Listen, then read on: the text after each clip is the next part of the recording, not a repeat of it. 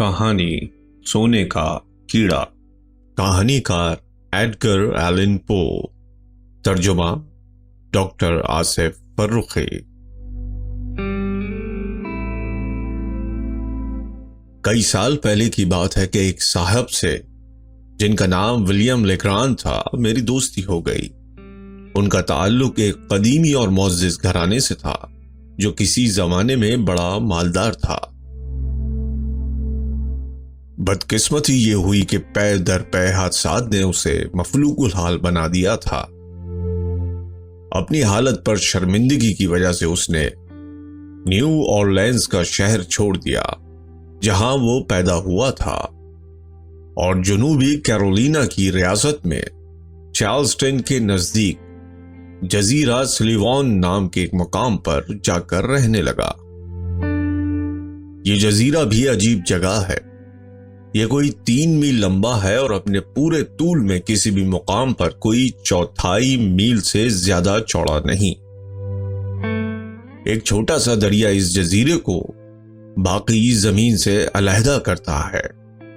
बहुत से जंगली परिंदे यहां पाए जाते हैं, खास तौर पर ऐसे परिंदे जिनका शिकार किया जा सकता है।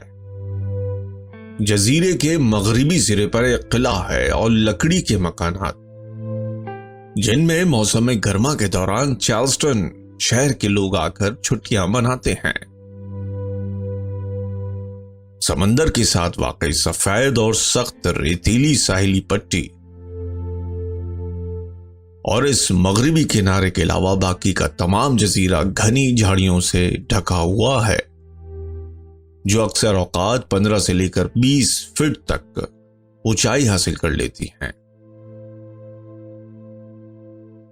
इन घनी झाड़ियों के बहुत अंदर जजीरे के मशरकी किनारे के पास लेग्रांड ने अपने लिए एक कुटिया बना रखी थी। वो वहीं रह रहा था। जब मैं उससे पहली बार मिला, एक इत्तेफाकी हादसे के तौर पर होने वाली ये मुलाकात बड़े ही दिलचस्प दोस्ताने की इब्तिदा बन गई। मैंने लेग्रांड को बड़ा मुहज़्ज़ब और शाइस्ता पाया, और साथ ही यह एहसास भी हुआ कि उसका ज़हन आम रविश से कुछ हटा हुआ है, मगर बहुत होशियार है। मगर वो अजीब मिजाज का आदमी था। घड़ी में तोला, घड़ी में माशा। बाज मर्तबा वो खूब खुशबाश और चुस्त तो होशियार मालूम होता, और बाज दफा चुपचाप गुम ठुस बैठा रहता। वो औरतों से भी बेजार होता। उसकी छोटी सी कुटिया किताबों से भरी हुई थी, मगर वो कभी कभार ही पढ़ा करता था। उसकी अहम तरीन दिलचस्पी ये होकर रह गई थी कि शिकार के लिए निकल खड़ा हो, निशानाबाजी करे या मछली का शिकार करे। साहिल के साथ या घनी झाड़ियों में चहल कदमी करता रहे, और इस दौरान समंदर की सीपियां और कीड़े चुन चुन कर जमा करता रहे। उसके पास कीड़ों का इतना गैर मामूली और ताज्जुब खेज जखीरा मौजूद था कि मुझे यकीन है कि कोई भी साइंसदान इसका मालिक होने पर फख्र महसूस करता। जब वो टहलने जाता तो अक्सर एक बूढ़ा हबशी उसके हमराह होता। उस हबशी का नाम जुपिटर था। जुपिटर शुरू से लेग्रांड के घराने में काम करता आया था, और जब उनके हालात बिगड़ गए तब भी उसने लेग्रांड को छोड़कर जाने से इनकार कर दिया। उसकी वफादारी बेहद काबिले तारीफ थी। सुलिवान जजीरे में जाड़े का मौसम बहुत ठंडा नहीं होता, और खिजा में लोगों को आतिशदान में आग जलाने की जरूरत भी कम ही पड़ती है। अक्टूबर 1805 के वस्त में एक बहुत सर्द दिन आया। सूरज डूबने से जरा देर पहले मैं झाड़ियों में से गुजरता हुआ अपने दोस्त की कुटिया की तरफ जा रहा था। मैंने कई हफ्तों से उससे मुलाकात नहीं की थी, क्योंकि मैं चार्ल्सटन में रह रहा था, जो उस जजीरे से 9 मील के फासले पर है, और वहां से जजीरे तक आना मुश्किल है। میں نے کٹیا پر پہنچ کر دروازے پر دستک دی، مگر کوئی جواب نہ ملا۔ دروازے پر تالا پڑا ہوا تھا۔ مجھے معلوم تھا کہ چابی کہاں رکھی رہتی ہے، چنانچہ میں نے دروازہ کھول لیا اور اندر چلا گیا۔ اندر آتش دان میں آگ جل رہی تھی۔ پرانی لکڑی کے جل اٹھنے کا یہ منظر بہت دلکش تھا، اور میں اس گرمی کے لیے جلتی آگ کا ممنون احسان ہوا اور آتش دان کے قریب آرام دہ کرسی پر بیٹھ کر اپنے دوست اور اس کے ملازم کی آمد کا انتظار کرنے لگا۔ وہ دونوں اندھیرا ہو جانے کے بعد واپس آئے اور مجھے وہاں دیکھ کر بہت خوشی کا اظہار کیا۔ جوپیٹر کی بانچیں کھل گئیں اور وہ رات کے کھانے کا بندوبست کرنے لگا۔ لیگران میں بھی جیسے بجلی سی بھری ہوئی تھی۔ اس نے ایک انجانی سیپی پائی تھی، اور اس کے علاوہ اس نے بڑی دوڑ دھوپ کے بعد جوپیٹر کی مدد سے ایک کیڑا پکڑا تھا، اور اس کے اندازے کے مطابق بالکل ہی نئی طرح کا تھا۔ اس نے کہا کہ وہ اس کیڑے کے بارے میں میری رائے جاننا چاہتا ہے، اور اسے امید ہے کہ میں اگلے دن اس کیڑے کو دیکھ لوں گا۔ لیکن آج رات ہی کیوں نہیں؟ میں نے اپنے ہاتھ آگ پر تاپتے ہوئے پوچھا۔ مجھے کسی انجانے کیڑے بھونگے نے دیکھنے پرکھنے کے خیال سے کوئی خاص دلچسپی نہیں محسوس ہو رہی تھی۔ ارے اگر مجھے معلوم ہوتا کہ تم یہاں آؤ گے، لیگران نے کہا، مگر تم سے ملے ہوئے اتنے دن ہو گئے کہ مجھے بھلا کیا اندازہ ہو سکتا تھا کہ تم آج کی رات مجھ سے ملنے کے لیے آؤ گے۔ میں گھر واپس آ رہا تھا کہ قلعے کا ایک افسر راستے میں مل گیا جس سے میری دوستی ہے، اور حماقت میں نے کیڑا رات بھر کے لیے اس کے حوالے کر دیا۔ اس لیے اب یہ ممکن نہیں ہے کہ تم صبح سے پہلے اسے دیکھ سکو۔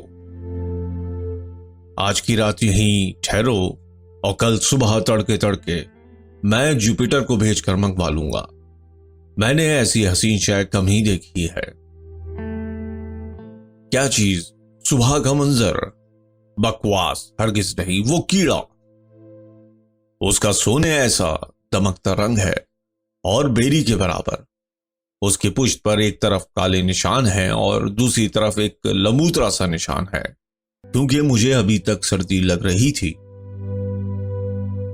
تصویر مکمل ہو گئی تو اس نے وہیں سے بیٹھے بیٹھے ہاتھ بڑھا کر پکڑا دی۔ جو ہی میں نے وہ تصویر پکڑی، زور زور سے بھونکنے اور دروازے پر پنجے مارنے کی آواز آئی۔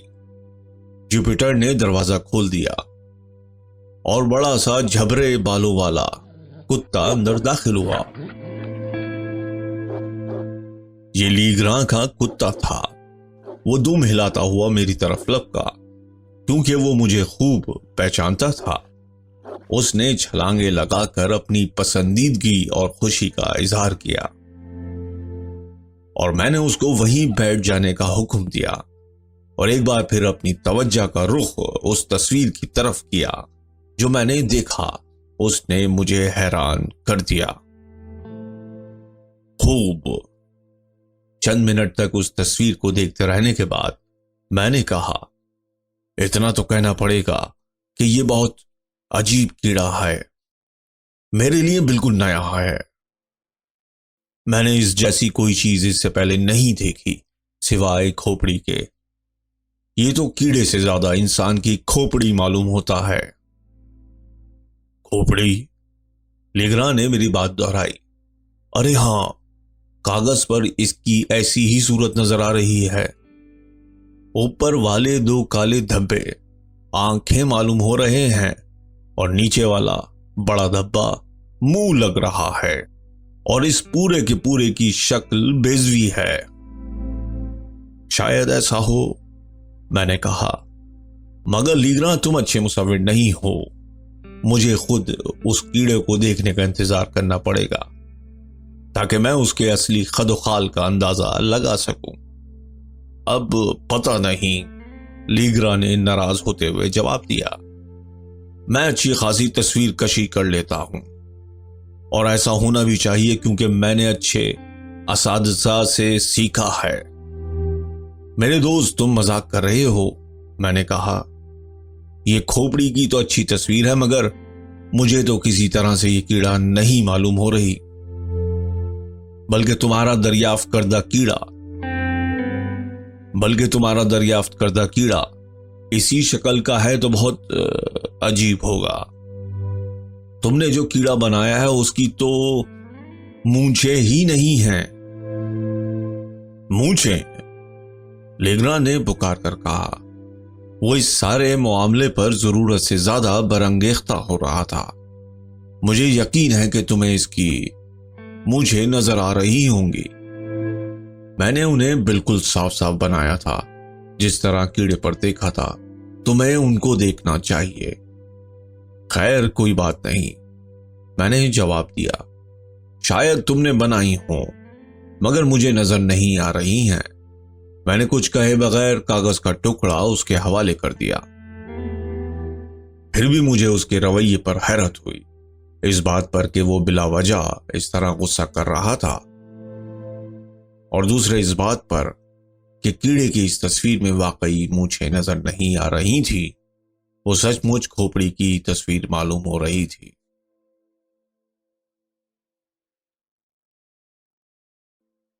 اس نے کاغذ واپس لے لیا اور اسے آگ میں جھونکنے ہی والا تھا کہ اس پر اتفاقی نظر پڑ جانے سے اس نے اپنا ارادہ بدل دیا۔ اس پر نظریں جمائے ہوئے اس کا چہرہ سرخ ہو گیا، پھر ایک دم سفید پڑ گیا۔ وہ چند لمحے تک اس تصویر کو تکتا رہا، پھر اس نے میز پر سے موم بتی اٹھا لی اور کمرے کے کونے میں لے جا کر کرسی پر بیٹھ گیا۔ اس نے میری طرف کوئی توجہ نہ دی، اس کی ساری توجہ کاغذ کے اس پرزے پر مرتکز تھی۔ اس نے اسے الٹ پلٹ کر ہر سمت سے دیکھا۔ اس نے منہ سے ایک حرف بھی نہ نکالا۔ میں متعجب ہو گیا، مگر میں نے سمجھا کہ عقل مندی کا تقاضا یہی ہے کہ اسے چھیڑا نہ جائے۔ آخر کار اس نے جیب سے ایک لفافہ نکالا اور کاغذ کو اس میں رکھ لیا۔ پھر اس لفافے کو اس نے دراز میں احتیاط سے رکھ کر قفل لگا دیا۔ تب اسے کچھ سکون ملا۔ جوں جوں شام ڈلتی گئی وہ خاموش ہوتا گیا اور میری کسی بات سے دلچسپی ظاہر نہیں کر رہا تھا۔ میں نے رات وہیں گزارنے کا ارادہ کیا تھا، جیسے کہ میں اس سے پہلے بھی کیا کرتا تھا، مگر اپنے دوست کی کیفیت دیکھ کر میں نے وہاں سے چلے جانے کو بہتر سمجھا۔ اس نے بھی اصرار نہیں کیا کہ میں ٹھہروں، مگر میں جب نکلنے لگا تو اس نے گرم جوشی سے ہاتھ ملایا اور میرے لیے نیک خواہشات کا اظہار کیا۔ اس کے بعد میں نے لیگراں کو دیکھا، نہ اس کے بارے میں کوئی اطلاع ملی، یہاں تک کہ مہینہ بھر بعد اس کا ملازم جوپیٹر میرے گھر پر چارلسٹن آیا۔ میں نے اس سے پہلے بوڑھے حبشی کو اس قدر ناخوش نہیں دیکھا تھا، اور مجھے خدشہ ہوا کہ کہیں میرے دوست کے ساتھ کوئی حادثہ نہ پیش آ گیا ہو۔ ہاں بھائی جوپیٹر، میں نے اس سے پوچھا، کیا ماجرا ہے؟ تمہارا مالک کس حال میں ہے؟ سچ بتاؤں آپ کو جناب، وہ اتنے ٹھیک نہیں ہے جتنا کہ انہیں ہونا چاہیے۔ ٹھیک نہیں ہے؟ مجھے ہی سن کر افسوس ہو رہا ہے۔ کیوں؟ کیا ہوا ہے انہیں؟ یہی تو گڑبڑ ہے، وہ کچھ نہیں کہتے ہیں مگر اصل میں بہت بیمار ہیں۔ بہت بیمار ہیں؟ تم نے فوراً کیوں نہیں بتایا کہ وہ صاحب فراش ہیں؟ نہیں، بالکل نہیں، بلکہ وہ تو ہر وقت باہر ہی گھومتے رہتے ہیں۔ میں ان کے بارے میں بڑا پریشان ہوں۔ جوپیٹر، تم جو کچھ کہہ رہے ہو میں پوری طرح سمجھنا چاہتا ہوں۔ تم کہہ رہے ہو کہ تمہارے مالک بیمار ہیں۔ انہوں نے تمہیں نہیں بتایا کہ انہیں کیا بیماری لاحق ہے؟ اچھا، اب آپ پریشان نہ ہوں، اس کا کوئی فائدہ نہیں۔ مالک کہتے ہیں کہ وہ بالکل ٹھیک ہے، لیکن اگر یہ بات ہے تو پھر میری سمجھ میں نہیں آتا کہ وہ کیوں ہر وقت زمین کی طرف تکے جاتے ہیں اور چہرہ سفید پڑ گیا ہے، اور وہ سارا وقت کاغذ کے ایک پرزے کو بھی گھورتے رہتے ہیں۔ ابھی پچھلے دنوں کی بات ہے کہ وہ مجھے خبر کیے بغیر सूरज निकलने से पहले कहीं चले गए और दिन भर गायब रहे। मुझे गुस्सा भी आया और परेशानी भी हुई।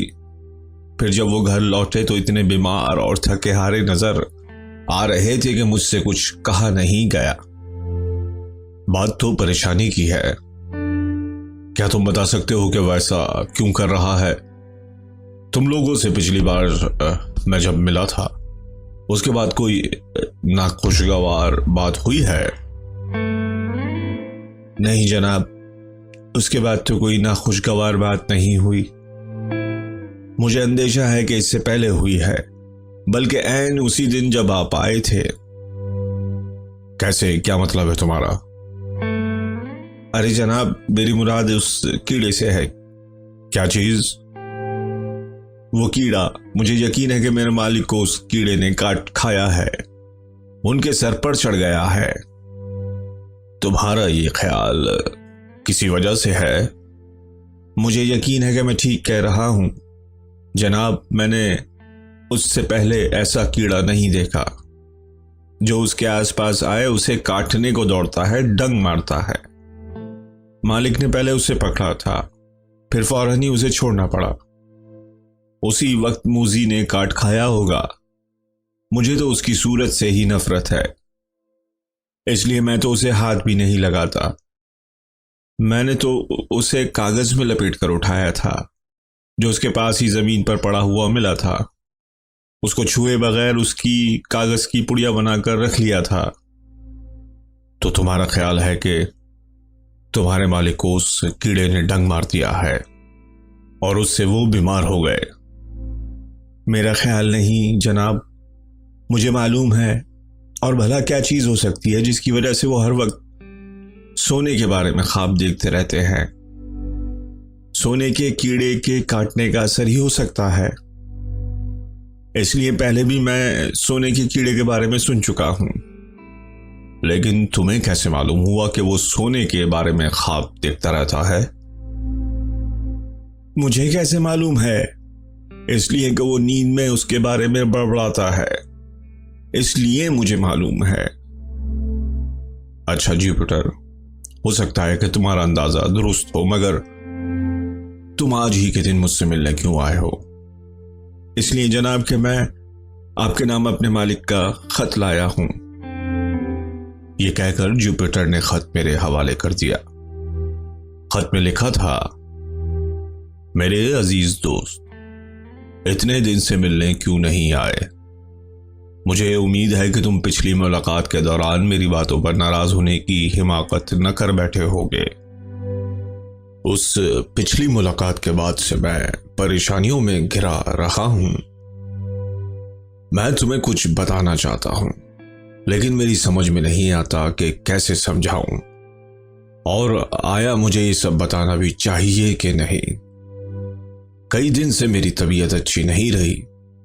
बेचारा बूढ़ा जुपिटर मेरा ख्याल रखने की कोशिश में मुझे और परेशान कर देता है। वो ये पसंद नहीं करता कि मैं पहाड़ियों की तरफ अकेला जाऊं। पिछली मुलाकात के बाद से मेरे जखीरे में कोई इजाफा नहीं हो सका। अगर मुमकिन हो सके तो मेरी ख्वाहिश है कि तुम जुपिटर के साथ जजीरे में आ जाओ। खुदा रात चले आओ। मैं आज तुमसे मिलना चाहता हूं। ये अशद जरूरी है। हमेशा तुम्हारा विलियम लीग्रांड। इस खत के बैनुल सुतूर में कुछ ऐसी बात थी जिसने मुझे परेशान कर दिया। उस पर क्या गुजरी है, वो क्या ख्वाब देख रहा है। जुपिटर का ख्याल है कि वो बीमार हो गया है, खासा परेशान कुन था। मुझे खदशा था कि कहीं वो होश व हवास न खो बैठे। वो उस जजीरे पर तने तनहा रहता था और सिर्फ कीड़े और सीपियां जमा करता था। मैंने फैसला किया कि बेहतर यही होगा कि मजीद ताखीर के बगैर मैं जुपिटर के साथ जजीरे पर चला जाऊं। जब मैं जुपिटर के साथ कश्ती तक आया तो मैंने देखा कि उसमें लकड़ी के दस्ते वाली एक लंबी खमदार छुरी और 3 कुदाल रखे हुए हैं। ये सब चीजें नई मालूम हो रही थीं। ये किस लिए हैं? मैंने जुपिटर से पूछा। ये लंबी छुरी दरअसल दरांती है, इससे घास और झाड़ियां काटते हैं। اور یہ کدال مٹی کھودنے کے کام آتے ہیں؟ یہ تو مجھے معلوم ہے، میں نے جواب دیا، مگر یہ تم کس لیے لے کر آئے ہو؟ مالک نے مجھ سے کہا تھا کہ شہر سے خریدتے لانا، اور ان کے دام بھی اچھے خاصے دینے پڑے۔ لیکن تمہارے مالک کو ان کی کیا ضرورت ہے؟ مجھے کیا پتا، مگر مجھے یقین ہے کہ یہ سب سونے کے کیڑے کی وجہ سے ہے۔ مجھے اندازہ ہو گیا کہ جوپیٹر سے کوئی اور جواب نہیں مل سکتا، کیونکہ وہ ہر بات پر گھوم پھر کر سونے کے کیڑے کا ذکر لے آتا ہے۔ میں کشتی میں بیٹھ گیا۔ میں بے چین تھا کہ کسی نہ کسی طرح جلد از جلد اپنے دوست تک پہنچ جاؤں۔ سپہر کے 3 بج رہے تھے۔ جب ہم اس کٹیا تک پہنچے، لیگران بے صبری سے ہمارا انتظار کر رہا تھا۔ اس کا چہرہ پیلا پڑ گیا تھا اور آنکھوں کے نیچے گہرے حلقے تھے۔ میں نے اس کی مزاج پرسی کی۔ اس کے بعد جب میری سمجھ میں نہ آیا کہ اور کیا کہوں تو میں نے پوچھا کہ کیا اس قلعے کے فوجی افسر سے وہ سونے کا کیڑا واپس مل گیا تھا؟ ہاں، اس نے جواب دیا۔ اس کا چہرہ سرخ ہو گیا۔ مجھے اگلی صبح ہی واپس مل گیا تھا۔ اب اسے مجھ سے کوئی جدا نہیں کر سکتا۔ تمہیں معلوم ہے کہ اس کے بارے میں جوپیٹر کا اندازہ بالکل درست ہے۔ وہ کس طرح؟ میں نے پوچھا اور دل میں سوچا کہ شاید یہ بیچارہ سچ مچ پاگل ہوا جا رہا ہے۔ یہ اندازہ کہ کیڑا سچ مچ سونے کا ہے، اس نے اتنی سنجیدگی سے کہا کہ میں حیران رہ گیا۔ یہ کیڑا میرے لیے دولت حاصل کرے گا۔ اس نے فاتحانہ مسکراہٹ کے ساتھ اپنی گفتگو جاری رکھی۔ میں اپنے خاندان کی کھوئی ہوئی املاک دوبارہ حاصل کر لوں گا۔ تو پھر اس میں حیرت کی کیا بات ہے کہ یہ کیڑا میرے لیے اتنی اہمیت رکھتا ہے؟ جوپیٹر، کیڑا لے کر آؤ۔ کیا وہی کیڑا میرے مالک؟ میں نہیں لاتا، آپ خود ہی لائیے اسے۔ لیگران اپنی جگہ سے اٹھا اور شیشے کی ڈبیا اٹھا کر لایا جس میں وہ کیڑا رکھا ہوا تھا۔ کیڑا اتنا حسین تھا کہ اس پر نگاہ نہ ٹھہرتی تھی، اور سائنسدانوں کو اس کے بارے میں کوئی علم نہ تھا۔ سائنسی نقطۂ نظر سے یہ بہت اہم دریافت تھی۔ اس کی پشت پر ایک طرف 2 کالے دھبے تھے اور دوسری طرف ایک لمبا سا نشان۔ وہ دیکھنے میں بہت سخت اور چمکیلا تھا اور بالکل اصلی سونے کا معلوم ہوتا تھا۔ اس کے ساتھ ساتھ وہ وزنی بھی تھا، اور ان سب باتوں کو سامنے رکھتے ہوئے سیدھے سادے جوپیٹر پر کوئی الزام رکھنا مشکل تھا کہ وہ اس کیڑے کے بارے میں ایسے خیالات کیوں رکھتا ہے۔ مگر مجھے اس سے بھی زیادہ پریشان کن یہ بات معلوم ہوئی کہ لیگراں کو اعتقاد تھا کہ یہ کیڑا سونے کی تلاش میں اس کی مدد کرنے کی طاقت رکھتا ہے۔ جب میں کیڑے کا معائنہ کر چکا تو لیگراں نے مجھ سے کہا، میں نے تمہیں اس لیے بلا بھیجا ہے کہ مجھے اس معاملے میں تمہاری مدد کی ضرورت ہے۔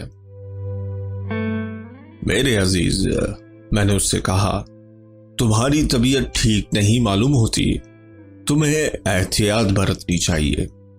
تم جا کر لیٹ رہو، میں چند دن تک تمہارے ساتھ ہی رہوں گا، جب تک کہ تمہاری طبیعت اچھی نہ ہو جائے۔ تم اس وقت حالت اضطراب میں ہو اور تمہیں بخار بھی ہے۔ مجھے کوئی بخار نہیں ہے، اس نے کہا۔ خیر، اس کا مطلب ہے کہ تمہیں بخار نہیں ہے مگر تم بیمار ہو، اور اس لیے تمہیں بستر پر آرام کرنا چاہیے۔ تمہارا خیال بالکل غلط ہے، اس نے جواب دیا۔ میں تم دونوں سے زیادہ بہتر ہوں، میں صرف اپنی دریافت کی وجہ سے پرجوش ہوں۔ تم مجھے میرا کام جاری رکھنے دو۔ اور تم یہ کس طرح کرنا چاہتے ہو؟ بہت آسانی سے۔ جوپیٹر کے ساتھ میں پہاڑیوں کی طرف جا رہا ہوں اور ہمیں تمہاری مدد کی ضرورت ہے۔ تم ہی وہ واحد آدمی ہو جس پر ہم بھروسہ کر سکتے ہیں۔ اچھا، ٹھیک ہے، مجھ سے جو بن پڑا میں کروں گا، میں نے جواب دیا۔ لیکن تمہارا کیا مطلب ہے کہ تم پہاڑیوں میں جس سفر پر جا رہے ہو اس کا اس سنہری کیڑے سے کیا تعلق ہے؟ بالکل ہے۔ تو پھر میں تمہاری کوئی مدد نہیں کروں گا؟ یہ بالکل فضول بات ہے۔ مجھے بہت افسوس ہے، بے حد افسوس۔ پھر ہمیں یہ کام خود ہی کرنا پڑے گا، حالانکہ اس طرح خطرہ بڑھ جائے گا۔ تم پاگل ہو گئے ہو؟ تم کتنے دن کے لیے جا رہے ہو؟ شاید ایک رات کے لیے۔ ہم فوراً نکل کھڑے ہوں گے اور سورج نکلنے سے پہلے لوٹ آئیں گے۔ تم مجھ سے وعدہ کرو کہ جب یہ سب ختم ہو جائے گا اور کیڑے کے کاٹنے سے نجات مل جائے گی تو تم فوراً گھر لوٹ آؤ گے اور آرام کرو گے۔ ہاں، میں وعدہ کرتا ہوں۔ اب چلو فوراً نکل چلے، وقت کم ہے۔ بادل نخواستہ میں اپنے دوست کے ساتھ چل پڑا۔ ہم کوئی 4 بجے کے لگ بھگ نکلے ہوں گے، لیگران، جوپیٹر، اس کا کتا اور میں۔ جوپیٹر نے درانتی اور کدال اٹھا رکھے تھے، میں نے لالٹین اٹھا رکھی تھی۔ لیگران کے ہاتھ میں صرف وہ کیڑا تھا جس کو اس نے لمبے سے دھاگے سے باندھ رکھا تھا۔ ہر لمحے مجھ پر یہ واضح ہوتا جا رہا تھا کہ میرے دوست کے ذہن پر بہت ہولناک ضبط طاری ہو گیا ہے۔ میں نے بہت چاہا کہ اس سے اس سفر کے مقصد کے بارے میں کچھ پوچھوں، مگر اس نے اتنا ہی جواب دیا کہ جو ہوگا دیکھ لیں گے۔ ہم دریا پار کر کے خشک زمین پر آ گئے اور شمال مغرب کی سمت میں چلتے ہوئے ایسے سنسان علاقوں سے گزرنے لگے جہاں آدم تھا نہ آدم ذات۔ لیگران بڑے اعتماد کے ساتھ اس رستے پر چلتا رہا۔ ذرا دیر بعد ٹھہر کر اپنے لگائے ہوئے نشانات دیکھتا اور پھر آگے بڑھ جاتا۔ کوئی 2 گھنٹے تک ہم اسی طرح سفر کرتے رہے اور سورج چھپنے کو تھا کہ ہم گھنی جھاڑیوں کے بن میں داخل ہوئے۔ جھاڑیاں بہت گھنی تھیں اور جوپیٹر آگے جا کر درانتی سے جھاڑیاں کاٹتا اور ہمارے لیے راستہ بناتا۔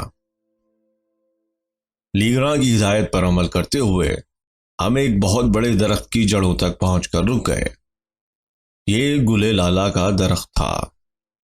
ہم اس درخت کے پاس پہنچے تو لیگران نے جوپیٹر سے پوچھا کہ تم اس درخت پر چڑھ سکتے ہو؟ جوپیٹر کو بھی یہ سوال بہت عجیب معلوم ہوا اور تھوڑی دیر تک اس نے کوئی جواب نہ دیا۔ پھر وہ چلتا ہوا اس درخت کے پاس آیا، اس کے تنے کے گرد گھوم پھر کر دیکھا اور بہت غور سے اس کا معائنہ کیا، اور یہ سب کرنے کے بعد اس نے لیگران کا چیلنج قبول کر لیا۔ ہاں، میں اس درخت پر چڑھ سکتا ہوں، تو پھر جتنی جلدی ممکن ہو اس پر چڑھ جاؤ، ذرا دیر میں اندھیرا ہو جائے گا اور ہاتھ کو ہاتھ سجھائی نہ دے گا۔ کتنے اوپر تک چڑھوں؟ جوپیٹر نے پوچھا۔ تم چڑھتے جاؤ، پھر تمہیں بتاؤں گا، اور اپنے ساتھ یہ کیڑا بھی لیتے جاؤ۔ کیڑا؟ ارے مالک، یہ کیڑا! جوپیٹر پکار اٹھا اور اس سے سہم کر پیچھے ہٹنے لگا۔ کیڑا بھلا اوپر لے جانے کی کیا ضرورت ہے؟ اس لیے کہ میں کہہ رہا ہوں، تم سمجھے؟ اگر تم اس سے ڈرتے ہو تو یہ دھاگے سے باندھ کر لے جاؤ۔ جوپیٹر نے مجبوراً دھاگا پکڑ لیا، مگر اس احتیاط کے ساتھ کہ کیڑا اس کے جسم سے چھو نہ جائے۔ پھر وہ درخت پر چڑھنے کی تیاری کرنے لگا۔ گلے لالا کا درخت امریکی درختوں میں سب سے شاندار ہوتا ہے۔ جب یہ کم عمر ہوتا ہے تو اس کی چھال نرم اور چکنی ہوتی ہے اور دھیرے دھیرے سخت اور کھردری ہو جاتی ہے۔ جب درخت پرانا ہونے لگتا ہے تو اس کے تنے میں سے شاخیں نکلنے لگتی ہیں۔ جس درخت کے سامنے ہم کھڑے تھے اس پر چڑھنا مشکل نہ تھا، کیونکہ وہ گلے لالا کا پرانا درخت تھا۔ جوپیٹر بہت آسانی سے چڑھتا گیا اور زمین سے کوئی 60-70 فٹ کی اونچائی تک پہنچ گیا۔ اب اور کدھر جاؤں مالک؟ اس نے لیگران سے پوچھا۔ سب سے موٹی شاخ پر آگے چلتے جاؤ، یہ جو اس طرف ہے، لیگران نے اشارہ کیا۔ جوپیٹر نے اس کی ہدایات پر عمل کیا اور اوپر چڑھتا گیا، یہاں تک کہ گھنے پتوں میں بالکل چھپ گیا۔ اب اور کتنے آگے جاؤں؟ اس کی آواز آئی۔ تم کہاں تک پہنچ گئے ہو؟ لیگرا نے پوچھا۔ بہت اونچائی تک، درخت کی پھنن پر سے مجھے آسمان نظر آ رہا ہے، جوپیٹر نے جواب دیا۔ آسمان کی فکر نہ کرو، جو میں کہہ رہا ہوں غور سے سنو، ذرا گن کر بتاؤ کہ تم کتنی شاخوں کو پار کر کے آئے ہو۔ 1 2 3 4 5، میں 5 شاخیں پار کر کے آیا ہوں۔ تو پھر ایک شاخ اور اوپر جاؤ۔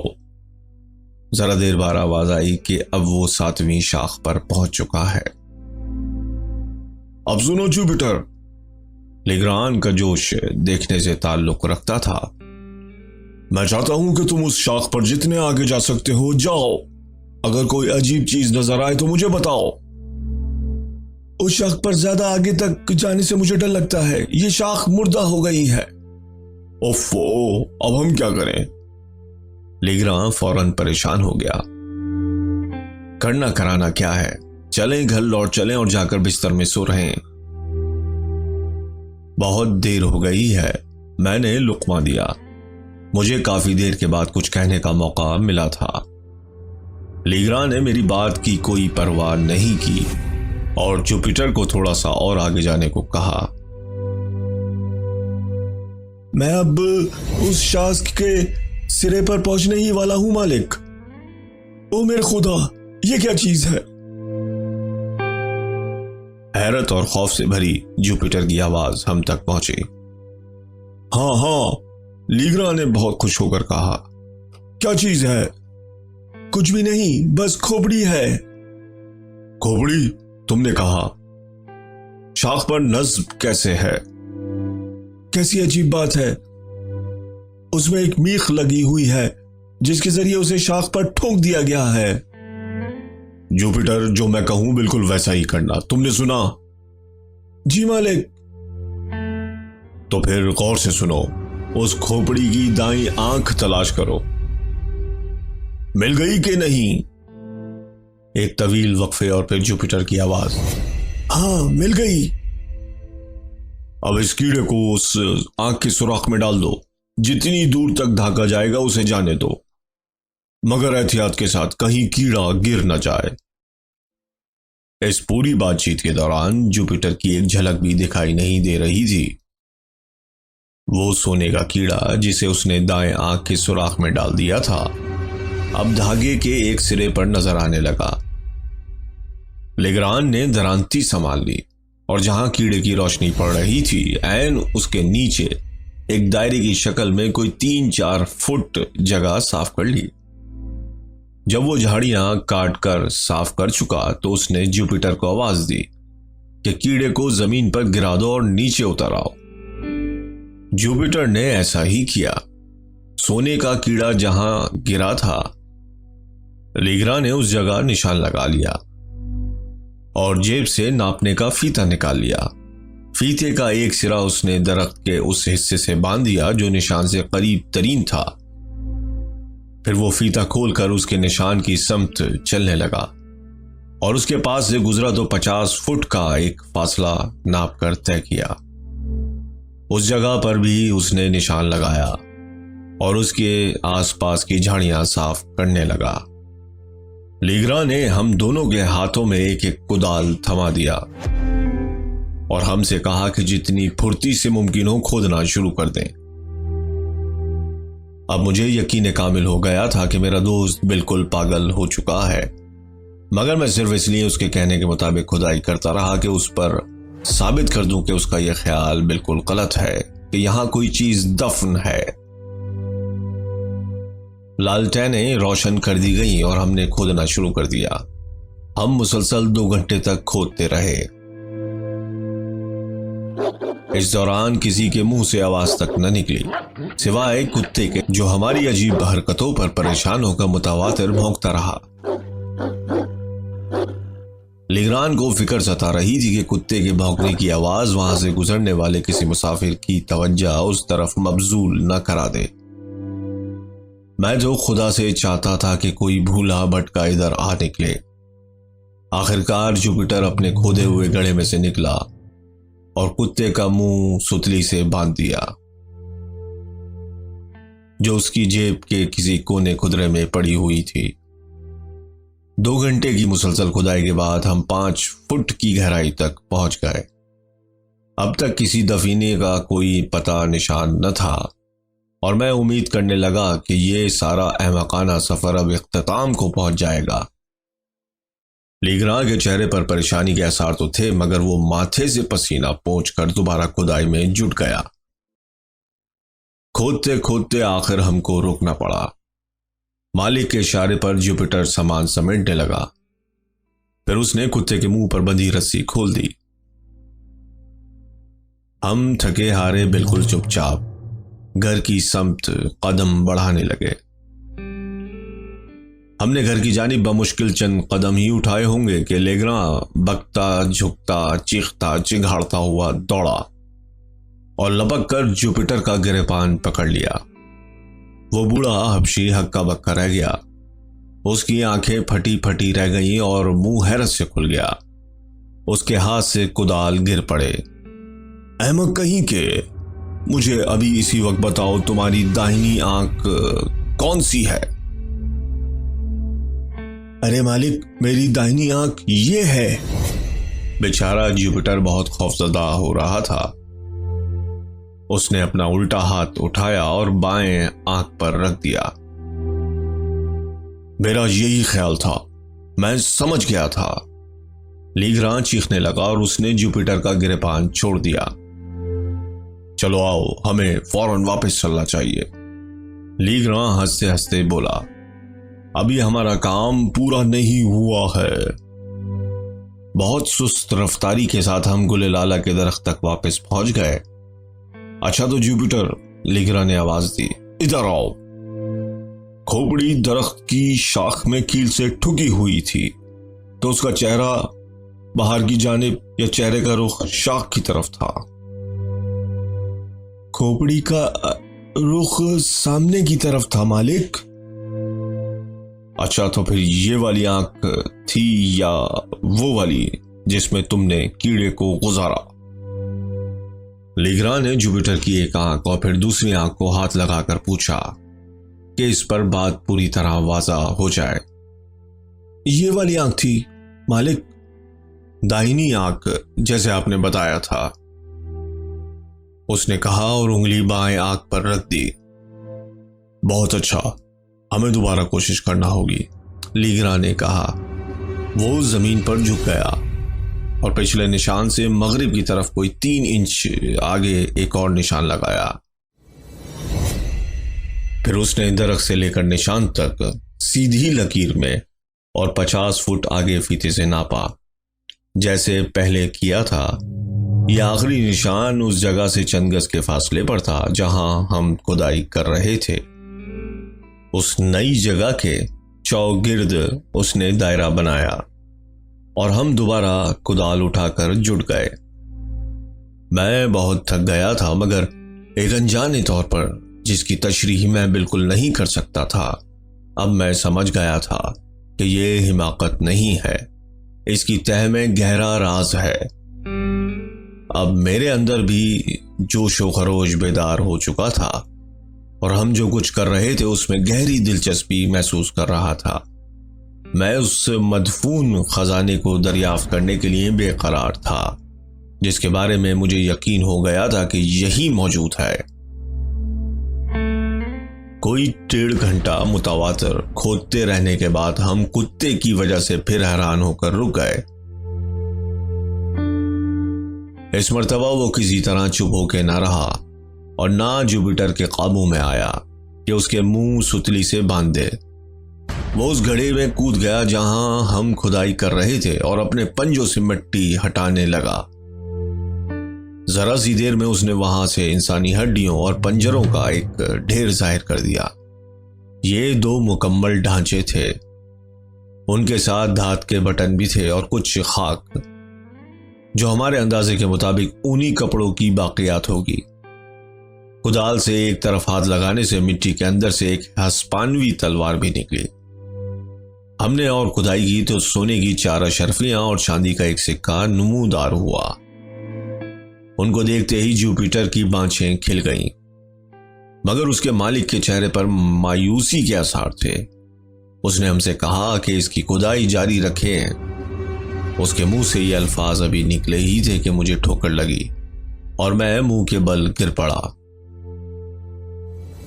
میرا پیر لوہے کے ایک کڑے میں پھنس گیا تھا جو کھلی مٹی میں آدھا دبا ہوا تھا۔ ہمیں کوئی پون گھنٹہ لگا لکڑی کے اس صندوق کو کھود کر نکالنے میں جو وہاں دفن تھا۔ صندوق 3.5 فٹ لمبا، 3 فٹ چوڑا اور 2.5 فٹ اونچا تھا، اور اتنا بھاری تھا کہ اس کو جنبش بھی دینا ممکن نہیں تھا۔ ہم تینوں مل کر بھی اس کو سرکا نہ سکے۔ خوش قسمتی سے اس کو کھولنا بہت آسان ثابت ہوا۔ ہم نے اس کے قبضے کھولے اور ڈھکنا اونچا کیا۔ ڈھکنا کھلتے ہی ہماری آنکھوں نے جو کچھ دیکھا اس پر ہم حیرت کے مارے سٹ پٹا گئے۔ بے بہا خزانہ۔ ہم نے جو گھڑا کھودا تھا اس کے اندر لالٹین کی روشنی ڈالی تو خزانہ چمکنے لگا۔ سونے اور جواہرات کا انبار تھا کہ ہماری آنکھیں چکا چوند ہو گئیں۔ بہتر یہی تھا کہ جس قدر جلد ممکن ہو خزانے کو وہاں سے منتقل کر دیا جائے۔ دیر ہو رہی تھی اور اگر ہمیں دن نکلنے سے پہلے کچھ سامان گھر لے جانا تھا اور بہت پھرتی سے اور بڑی تندہی سے کام کرنا ہوگا۔ ہم نے صندوق کا 3/4 خالی کر کے جھاڑیوں میں چھپا دیا۔ اس کی حفاظت کے لیے کتے کو وہیں چھوڑ دیا۔ پھر ہم نے صندوق کو گھڑے میں سے نکالا اور اسے لے کر کٹیا کی طرف چلے گئے۔ ہم صبح کے 2 بجے واپس گھر پہنچے۔ ہم نے تھوڑی دیر آرام کیا اور کچھ کھایا پیا، تب جا کر جان میں جان آئی۔ فوراً ہی ہم دوبارہ نکل کھڑے ہوئے اور باقی خزانہ لانے کے لیے 3 مضبوط بوریاں ساتھ لے کر پہاڑیوں کی جانب روانہ ہو گئے۔ ہم دوبارہ اس درخت تک پہنچے تو کتے نے بھونک بھونک کر ہمارا استقبال کیا۔ ہم بوریاں بھرتے رہے اور وہ اچھل پھاند کرتا رہا۔ آخری مرتبہ ہم کٹیا اس وقت پہنچے ہیں جب مشرق کی جانب سے درختوں پر سے نور کی ہلکی سی لکیر پیدا ہونے لگی تھی۔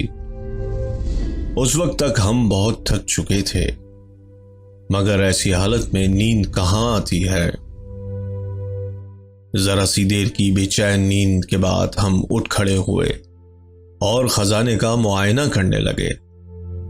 صندوق پورا بھرا ہوا تھا اور ہم نے سارا دن اس کی اگلی رات بھی خزانے کا معائنہ کرنے میں ہی گزاری۔ ہمارے سامنے بے اندازہ مال و دولت تھا۔ 4.5 لاکھ ڈالر تو صرف سکوں کی صورت میں موجود تھے۔ سکے کسی پرانے دور کے تھے مگر لیگران کو ان کی موجودہ قیمت کا اندازہ تھا۔ چاندی قطن نہیں تھی، سب سونا تھا۔ بہت پرانا کندن، ایسا سونا اور کئی قسموں کا۔ اس میں ہسپانوی، فرانسیسی اور جرمن سکے تھے۔ کچھ انگلستان کے تھے اور کچھ ان ملکوں کے جن کا ہم کو نام بھی نہیں معلوم تھا۔ ان میں امریکی سکے شامل نہیں تھے۔ جواہرات کی مالیت کا تخمینہ لگانا زیادہ مشکل تھا۔ ان میں ہیرے تھے، بعض کافی بڑے بڑے، 110 کے قریب نگینے، 18 خوبصورت یاقوت تھے، 310 زمرد اور 21 نیلم۔ یہ سارے قیمتی پتھر جہاں جڑے گئے ہوں گے اس جگہ سے نکال کر صندوق میں ڈال دیے گئے تھے۔ ان کے علاوہ سونے کے بہت سے زیورات تھے۔ سونے کی 190 گھڑیاں تھیں۔ ان میں اکثر بہت پرانی تھیں اور کام نہیں دے رہی تھیں، مگر ان کی ڈبیاں سونے اور جواہرات سے جڑی ہوئی تھیں۔ ہم نے اندازہ لگایا کہ صندوق کے سامان کی کل مالیت 15 لاکھ ڈالر کے لگ بھگ ہوگی۔ بعد میں جب ہم نے سارا سامان فروخت کر دیا، صرف تھوڑی سی چیزیں اپنے لیے رکھ لیں، تو ہمیں پتہ چلا کہ اس کی اصل قیمت ہمارے پہلے اندازے سے کہیں زیادہ ہے۔ جب ہم نے اپنی دولت کا معائنہ مکمل کیا تو میں نے اصرار کیا کہ لیگران مجھے بتائے کہ اس کو اس مدفون خزانے کا سراغ کیسے ملا۔ تمہیں یاد ہوگا، وہ کہنے لگا، उस रात जब मैंने तुम्हें कीड़े की तस्वीर बनाकर दिखाई थी तो तुमने इसरार किया कि ये खोपड़ी से मिलती जुलती है। मुझे उस बात पर बहुत गुस्सा आया, क्योंकि मैं मुसव्वरी में अच्छा खासा हूं। इसलिए जब तुमने मुझे वो तस्वीर वापस की तो मैंने उसे आग में झोंक देने को था। अचानक मुझे एहसास हुआ कि मेरे हाथ में आम कागज नहीं है, बल्कि चर्मी कागज है, किसी जानवर की झिल्ली का बना हुआ। मैंने दोबारा उसे गौर से देखा। तुम मेरी हैरत का तस्वुर करो कि मुझे भी वहां खोपड़ी नजर आई, ऐन उस जगह जहां मैंने कीड़े की तस्वीर बनाई थी।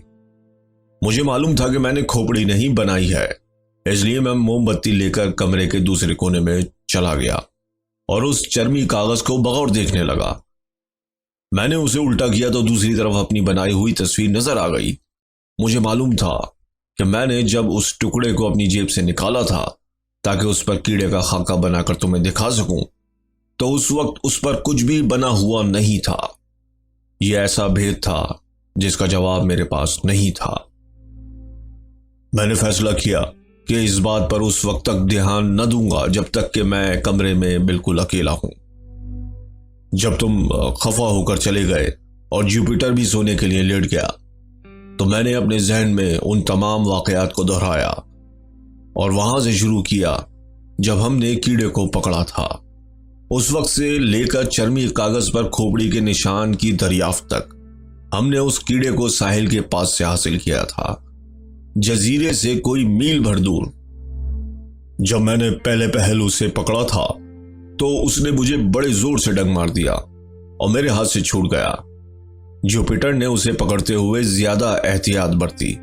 उसने इधर उधर नजर दौड़ाई कि कोई सूखा पत्ता या ऐसी ही कोई चीज मिल जाए जिसमें लपेटकर कीड़े को पकड़ ले। उसने ये चर्मी कागज साहिल की रेत में दबा हुआ देखा, एक पुरानी कश्ती के टूटे फूटे ढांचे के पास। जुपिटर ने चर्मी कागज से वो कीड़ा पकड़ लिया और इसी में लपेटकर मुझे दे दिया। जब हम घर जाने के लिए रवाना हुए और रास्ते में किले का अफसर मिला, मैंने उसे वो कीड़ा दिखाया। उसने मुझसे वो मांग लिया कि अपने कमरे में जाकर इत्मीनान से इसका मुआयना कर सके। उसे उलूम फितरत से बहुत गहरी दिलचस्पी है, इसलिए मैंने उसे कीड़ा मुस्तआर दे दिया और उसके हवाले कर दिया। यह ख्याल नहीं किया कि वो चर्मी कागज मेरी जेब में ही रह गया है। तुम्हें याद होगा कि जब मैं मेज के पास गया कि कोई कागज लेकर तुम्हारे लिए उसका खाका बना दूं, तो मुझे कागज नहीं मिला। मैंने अपनी जेबों में तलाश किया और यही मेरे हाथ लगा तो मैंने झाड़ झटक कर इसे ही इस्तेमाल कर दिया। उस रात तुम्हारे जाने के बाद मैं यही हिसाब लगा रहा था और मैंने अंदाजा लगाया, चाहे तुम उसको अजीब ही क्यों ना समझो, कि उन सब के दरमियान कोई ताल्लुक होगा। ये कीड़ा चर्मी कागज और शिकस्ता कश्ती, दो बातों ने मेरे उस यकीन को पुख्ता किया। मेरे बनाए हुए खाके और खोपड़ी में मुशाबहत और खुद वो चर्मी कागज। तुम्हें तो पता है कि चर्मी कागज खराब नहीं होता, इसलिए इस पर सिर्फ अहम बड़ी बातें लिखी जाती हैं। मुझे यकीन हो गया कि इस पर कोई अहम पैगाम दर्ज है। मुझे यह भी अंदाजा हो गया कि उस पैगाम का कोई ना कोई ताल्लुक बहरी कज़्ज़ाक़ों से होगा, क्योंकि खोपड़ी की तस्वीर को वो अक्सर अपने निशान के तौर पर इस्तेमाल करते हैं। मैं बीच में बोल उठा तो तुम कह रहे थे कि चर्मी कागज पर उस वक्त कुछ भी न था जब तुमने उस पर कीड़े का खाका बनाया। फिर इस मुअम्मे को कैसे सुलझाओगे? हाँ, उस मुअम्मे को सुलझाने में कोई मुश्किल ना हुई। मुझे याद है कि उस रात बहुत सर्दी थी और हमने आग जला रखी थी।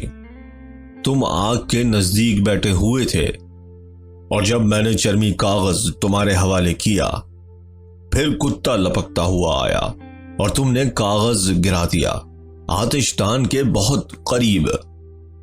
जब मैंने ये सोचा तो ख्याल आया कि आग की गर्मी की वजह से ये तस्वीर नमूदार हो गई है। उस चर्मी कागज का राज नजर न आने वाली रोशनाई में छुपा हुआ था। تو تم جانتے ہو کہ بعض ایسے مرکبات ہوتے ہیں جن کی روشنائی سے کاغذ یا جھلی پر کچھ لکھ دیا جائے تو حروف اسی وقت نمایاں ہوں گے جب انہیں آنکھ کے سامنے کر دیا جائے۔ میں نے اس چرمی کاغذ کو آنکھ کے سامنے رکھا۔ اوپر کے حصے میں کھوپڑی کے نقوش واضح ہو گئے۔ ذرا سی آنچ کے بعد سیدھے ہاتھ کے کونے میں ایک شکل ابھرنے لگی جسے میں نے پہلے بکری سمجھا، مگر پھر غور سے دیکھنے پر معلوم ہوا کہ بکری کا بچہ ہے۔ بکری کے بچے کا نام سن کر میں ہنس دیا۔ بکری کے بچے اور خونخوار بحری قزاقوں میں بھلا کیا تعلق؟ لیگران مجھے سمجھانے لگا، تم نے کپتان کڈ کا نام سنا ہوگا۔ کڈ انگریزی میں بکری کے بچے کو بھی کہتے ہیں۔ یہ تصویر چرمی کاغذ پر اس طرح بنی ہوئی تھی کہ میں نے نتیجہ نکالا کہ یہ دستخط کی جگہ ہے۔ میں سمجھ رہا تھا کہ باقی عبارت بھی ہوگی جو کسی اہم مقام پر مشتمل ہوگی۔ اس شام پے در پے ایسے اتفاقات ہو رہے تھے کہ میرا دل گواہی دے رہا تھا کہ کوئی بڑی دولت ہاتھ لگنے والی ہے۔ ذرا سوچو کہ اس شام سردی بڑھ گئی تھی اور اس شام آگ جلانا پڑی تھی۔ اگر آگ نہ جلی ہوتی اور عین اس وقت جب تم کیڑے کا خاکہ دیکھ رہے تھے کتا تمہارے اوپر نہ لپکتا تو اس کھوپڑی کا علم ہوتا نہ یہ خزانہ ہاتھ لگتا۔ کپتان کڈ اور اس کے دولت کے قصے لوگ اب تک سناتے ہیں۔ اس نے لوٹ مار سے بے تحاشا دولت جمع کر لی تھی۔ لوگ کہتے آئے ہیں کہ اس نے سارا مال بحیرہ اوقیانوس کے ساحل کے پاس کہیں زمین میں گاڑ دیا تھا۔ بہت سے لوگوں نے اس دولت کو تلاش کیا مگر یہ کسی کے ہاتھ نہ لگی۔ مجھے نہ جانے کیوں یہ یقین ہو گیا کہ عجیب اتفاق سے یہ چرمی کاغذ جو میرے ہاتھ لگا ہے اس پر کپتان کڈ کی دولت کا اتا پتہ درج ہے۔ میں نے چرمی کاغذ کو دوبارہ غور سے دیکھا۔ مجھے ایسا لگا کہ آگ کی گرمی نے پوری تحریر کو واضح نہیں کیا ہے۔ مجھے خیال آیا کہ وہ میلا کچیلا ہو گیا ہے، اس لیے آگ کی تپش اپنا پورا اثر نہیں دکھا رہی ہے۔ میں نے اسے گرم پانی سے دھویا، پھر اسے دوبارہ آگ کے سامنے رکھ دیا۔ جو تحریر ابھر کر سامنے آئی وہ صرف ہندسوں پر مشتمل تھی۔ یہ کہہ کر لیگرا نے وہ ٹکڑا میرے سامنے کر دیا۔ میں نے ایک نظر اسے دیکھا اور کہا، یہ عجیب چیزتان ہے، میرے تو خاک پلے نہیں پڑا۔ لیگران کہنے لگا، اس کے باوجود یہ مشکل نہیں ہے۔ مجھے اس طرح کے معمے حل کرنے کا شوق رہا ہے۔ میرے خیال میں انسان کا ذہن کوئی ایسا چیزتان بنا سکتا ہے جسے کوئی دوسرا آدمی طے شدہ قاعدوں اور اصولوں کے ٹھیک ٹھیک استعمال سے حل نہ کر سکے۔ میں نے تمام ہندسوں کو گنا اور یہ گننے کے بعد کہ کون سا ہندسہ کتنی بار استعمال ہوا ہے اس کی جگہ حروف رکھنے شروع کیے۔ اس عبارت میں 5 کا ہندسہ سب سے زیادہ استعمال ہوا ہے۔ انگریزی میں ای کا حرف سب سے زیادہ استعمال ہوتا ہے۔ میں نے 5 کی جگہ ای رکھ دیا۔ غرض یہ کہ خاصا مغز پیچی کیا تو یہ عبارت بنی، بشپ کے محل میں شیطان کی کرسی پر عمدہ شیشہ، 41 زاویہ، شمال مشرق سے شمال، بڑی شاخ 7ویں شاخ مشرق کی طرف، کھوپڑی کی داہنی آنکھ سے نشانہ پھینکو، درخت سے سیدھے 50 فٹ کے نشان تک۔ میری سمجھ میں تو اب بھی نہیں آیا۔ میں نے کہا، سمجھ میں تو میری بھی نہیں آیا تھا۔ لیگران نے کہا، چند دن کے بعد مجھے خیال آیا کہ اس جزیرے پر بشپ نام کا ایک پرانا خاندان ہوا کرتا تھا۔ وہ جزیرے کے شمالی حصے میں ایک پرانے مکان میں رہا کرتا تھا۔ میں نے ویلون جا کر وہاں کے مقامی باشندوں سے پوچھ گچھ شروع کی۔ آخر میں ایک بوڑھی عورت ملی۔ اس نے بتایا کہ بشپ کے محل کا نام سنا ہوا ہے مگر وہ محل نہیں، ایک چٹان ہے، وہ مجھے وہاں لے جا سکتی ہے۔ اس بوڑھی عورت نے مجھے اس چٹان تک پہنچا دیا۔ عورت کو میں نے انعام و کرام دے کر رخصت کیا اور اس جگہ کا جائزہ لینے لگا۔ ایک اور اونچی چٹان محل کی طرح لگ رہی تھی۔ میں کئی بار اس پر چڑھا اترا مگر کپتان کے پیغام کا مطلب نہ سمجھ میں آیا۔ پھر اس چٹان کے ساتھ ساتھ ایک پتلی سی پگڈنڈی نظر آئی۔ یہ کوئی 18 انچ چوڑا رستہ ہوگا جو کہ ایک ایسی چٹان پر جا کر ختم ہوتا تھا جس کی قدرتی شکل کرسی جیسی تھی۔ چٹانوں میں بنی ہوئی کرسی، میں سمجھ گیا کہ یہ شیطان کی کرسی ہے جس کا ذکر پیغام میں موجود ہے۔ اب مجھے اندازہ ہوا کہ بھید کھلنے کو ہے۔ عمدہ شیشے کا مطلب ہوا اچھی دوربین، کیونکہ پرانے ملاح دوربین کے لیے یہی لفظ استعمال کرتے تھے۔ میری سمجھ میں یہ آیا کہ شیطان کی کرسی پر بیٹھ کر دوربین استعمال کرنا ہے۔ 41 زاویے اور شمال مشرق سے شمال، اس سمت کے بارے میں ہدایت تھی جدھر دوربین کو گھمانا تھا۔ یہ اندازہ لگا کر میں گھر گیا اور دوربین لے کر وہاں پر پہنچا۔ جب میں وہاں آیا تو میں نے دیکھا کہ شیطان کی کرسی پر ایک پہلو سے ہی بیٹھنا ممکن ہے۔ میں نے دوربین لگا کر 41 درجے کا زاویہ تلاش کیا اور دوربین کا رخ اس طرف موڑ دیا۔ اس فاصلے سے بھی مجھے اونچا سا درخت نظر آ رہا تھا، آس پاس کے درختوں سے بہت بڑا۔ اس درخت کی پھننگ پر ایک سفید دھبا تھا جو پہل میری سمجھ میں نہیں آیا۔ میں نے دوربین کو گھمایا تاکہ صاف نظر آ جائے تو پتہ چلا کہ وہ انسانی کھوپڑی ہے۔ تب مجھے خیال آیا کہ بڑی شاخ، 7ویں شاخ، مشرق کی طرف۔ ان الفاظ سے درخت پر کھوپڑی کی جگہ کی نشاندہی ہو رہی تھی، اور باقی عبارت کے مطابق اگر اس کھوپڑی کی داہنی آنکھ سے نشانہ باندھ کر کوئی چیز پھینکی جائے تو وہ جس جگہ گرے گی اس سے سمت کا تعین ہوگا۔ اگر درخت سے 50 فٹ آگے تک اس سمت سیدھی لکیر بنائی جائے تو یہ وہ جگہ ہوگی جہاں خزانہ دفن ہے۔ میرے خیال میں پہلی مرتبہ ہم نے وہ جگہ اس لیے نہیں پائی کہ جوپیٹر نے کیڑا داہنی آنکھ کے بجائے بائیں آنکھ سے گرا دیا۔ میں نے اندازہ لگایا، ہاں بالکل یہی ہوا۔ خدا کا شکر ہے کہ ہم نے پہلی ناکامی کے بعد تلاش ختم نہیں کرتی۔ میرے ذہن میں ایک اور سوال مچل رہا تھا، مگر یہ تو بتاؤ کہ تم ہر بار اس موقع کے لیے اس کیڑے کو کیوں استعمال کر رہے تھے؟ سچ تو یہ ہے کہ میں اس بات سے چڑ گیا تھا کہ تم مجھے پاگل سمجھنے لگے تھے۔ میں نے سوچا کہ اپنے طریقے سے تمہیں مزہ چکھانے کے لیے سونے کے کیڑے کو استعمال کر کے سارے سفر کو پراسرار بنا دوں۔ تم اپنے مقصد میں کامیاب رہے۔ مجھے یقین ہو گیا تھا کہ تم پاگل ہو گئے ہو، لیکن ایک بات اب بھی میری سمجھ میں نہیں آئی۔ اس گڑھے میں 2 ڈھانچے کیوں پڑے ہوئے تھے؟ لیگران کہنے لگا، اس سوال کا میرے پاس جواب نہیں ہے۔ اس کی ایک ہی وجہ سمجھ میں آتی ہے، بڑی ہولناکی سے۔ وجہ یہ تو واضح ہے کہ کپتان کڈ نے کسی کی مدد سے اس خزانے کو دفن کیا ہوگا۔ غالباً اس نے فیصلہ کیا ہوگا کہ جنہوں نے اس کی مدد کی ہے انہیں زندہ نہ چھوڑے تاکہ اس کا راز محفوظ رہے۔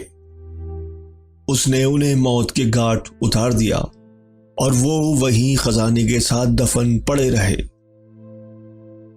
یہاں تک کہ کئی صدیوں بعد ہم نے ان کا راز پا لیا۔ یہ میرا قیاس ہے، اصل حقیقت خدا ہی کو معلوم ہے۔